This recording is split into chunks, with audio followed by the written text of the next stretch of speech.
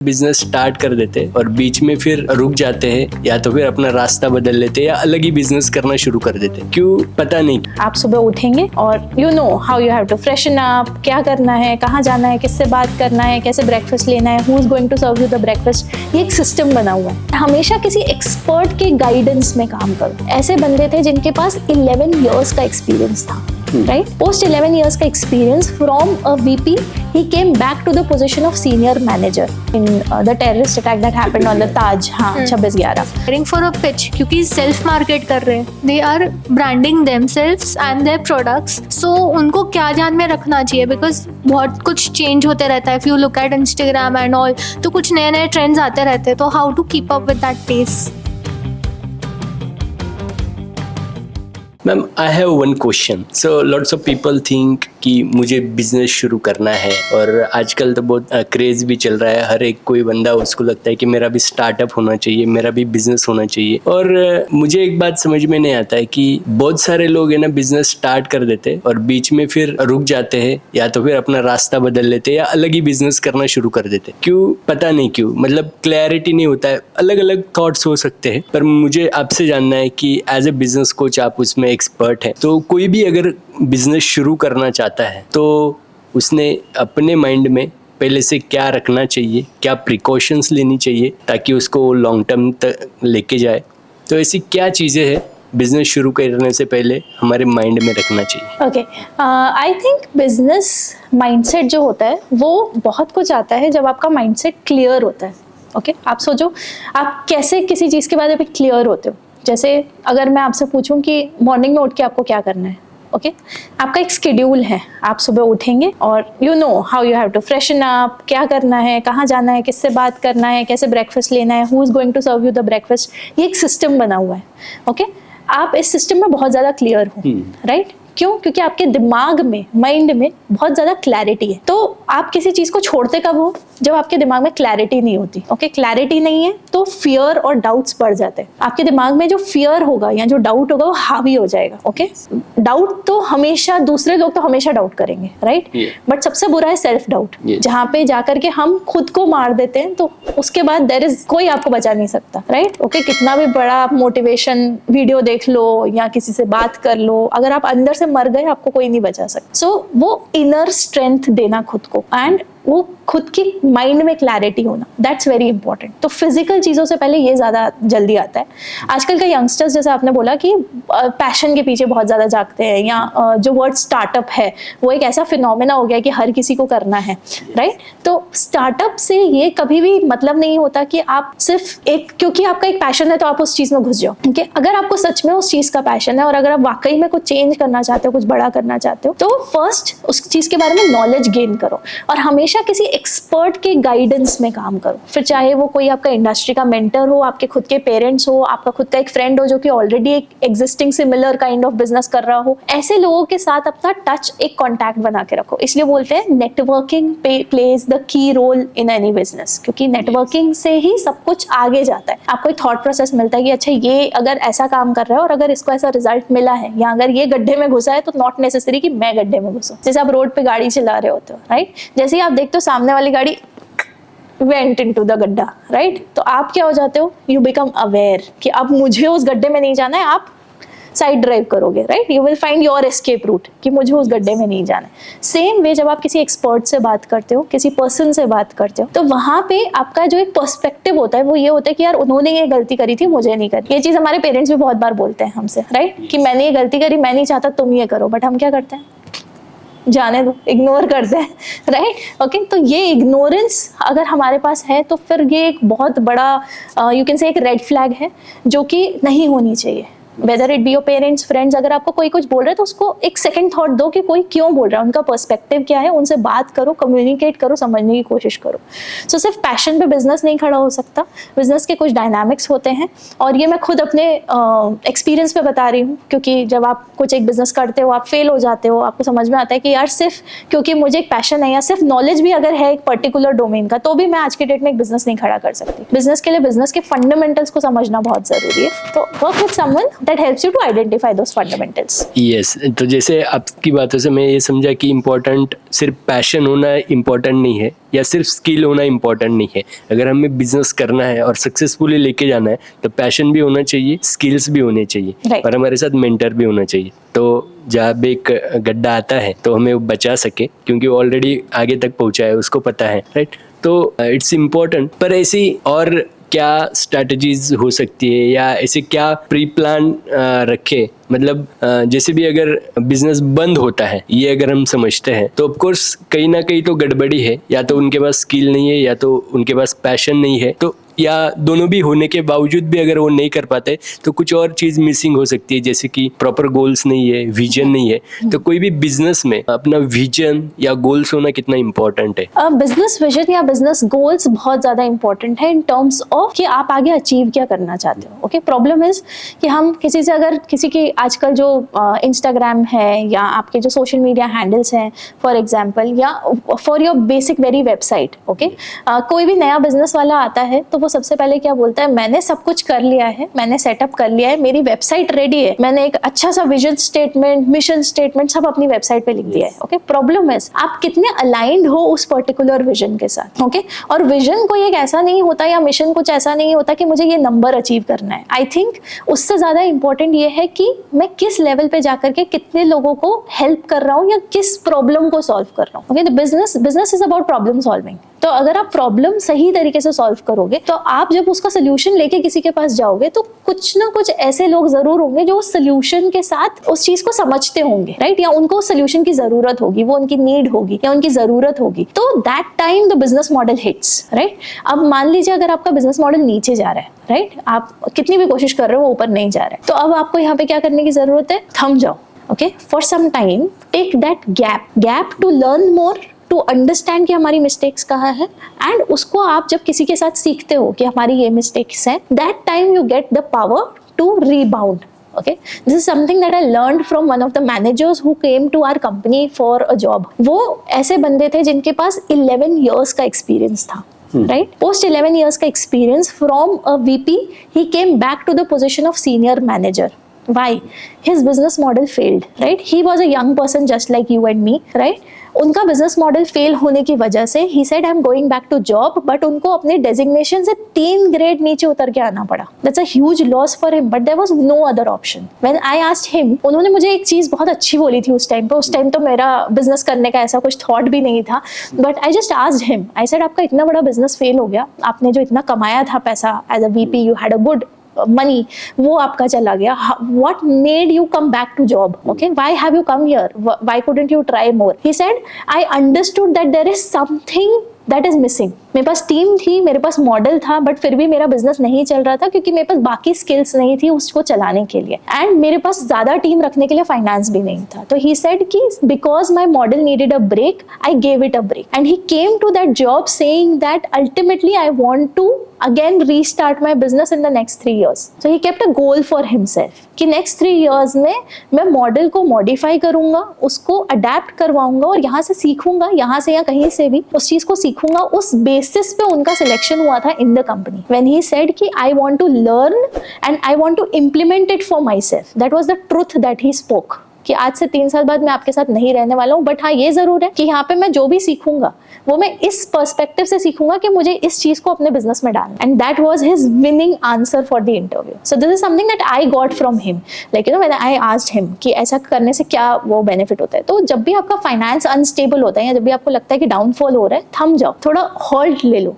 कई बार हम डिसीजन बहुत जल्दी में ले लेते हैं. बंद करने का डिसीजन भी शायद हम बहुत जल्दी में ले लेते हैं, राइट, है ना.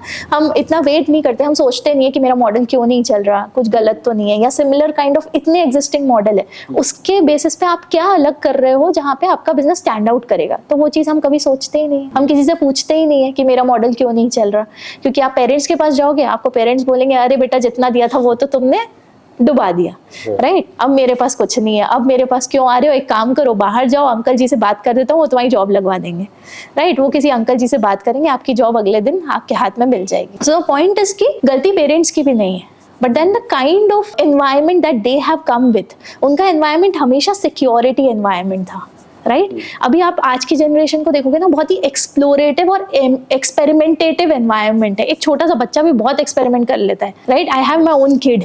ओके उसको पता है मुझे कैसे सीधा होना है, कैसे उल्टा होना है, कैसे डांस मूव्स ट्राई करना है. She is learning dance, so she knows how to do it by herself. Okay, she's experimentative. No one has taught her. The generation is like that. तो वो generational जो एक tendency थी पहले Indians में, या पहले हमारे जो हम बोल सकते हैं हमारा जो parental जो culture था, वो कुछ ऐसा था कि they needed security. Okay, now because they needed security, they provided that security to us.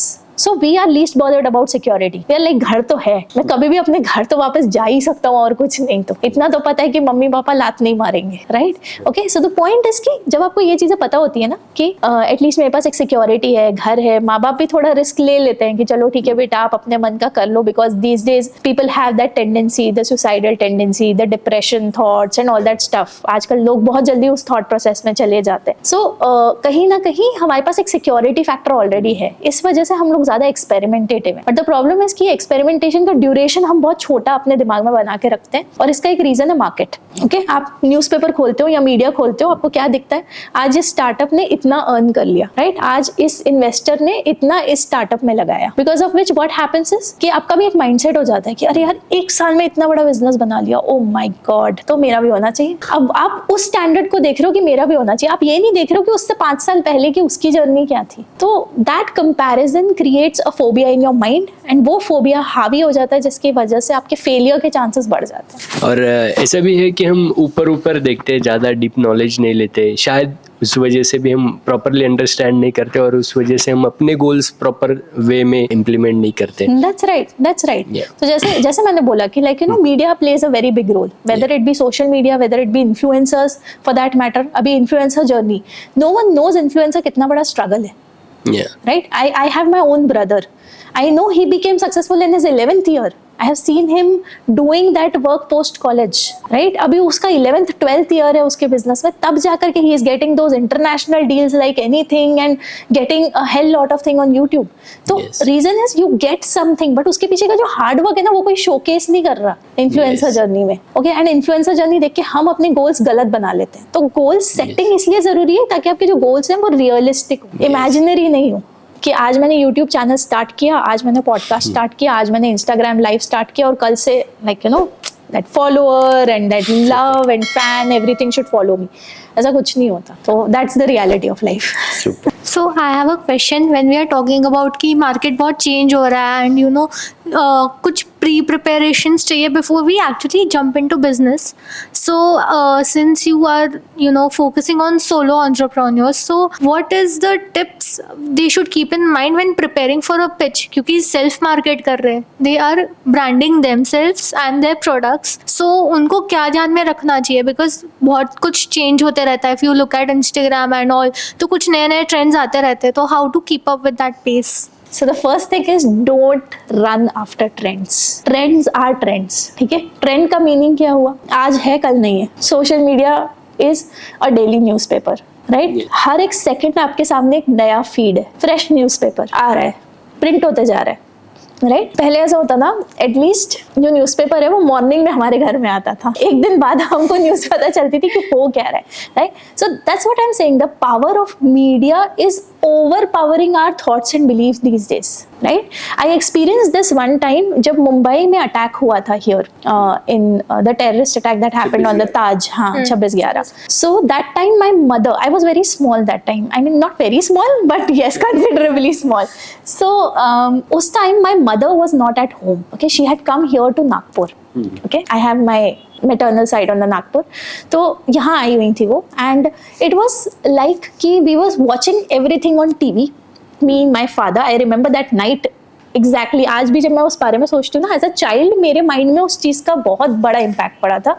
Because I was thinking कि मीडिया कैसे आपको एक चीज़ सोचने पे विवश कर सकता है, आपको फोर्स कर सकता है एक पर्टिकुलर चीज़ सोचने पे. राइट एंड वहाँ पे जो अटैक्स हो रहे थे उसमें मीडिया का सबसे बड़ा रोल इसीलिए मैं मानती हूँ आज के डेट में, बिकॉज ये मे बी कहीं पे जाकर के थोड़ा होता भी है आजकल कि जब आप किसी भी चीज की लाइव रिपोर्टिंग कर रहे हो, ओके, दैट टाइम जो लाइव रिपोर्टिंग हुई थी, जस्ट टेल मी कितने लोग उस चीज को देख रहे होंगे, और अगर कुछ पॉजिटिव लोग देख रहे थे, मतलब जनता देख रही थी, तो क्या अदर साइड नहीं देख रहा होगा? क्या उनकी नजर मीडिया पे नहीं होती है? सो ये एक चीज है जो मीडिया को शायद समझना चाहिए, और यही चीज बिजनेस में भी होती है. So I still remember that night when my mother was not at home and me and my father we were watching. हम लोग टेलीविजन पे रात में देख रहे हैं and all the updates are coming. अभी ये हो गया है, अभी ये हो गया, अभी इतना रेस्क्यू हो गया, अभी एक गोली की आवाज आई एंड ऑल दैट स्टफ.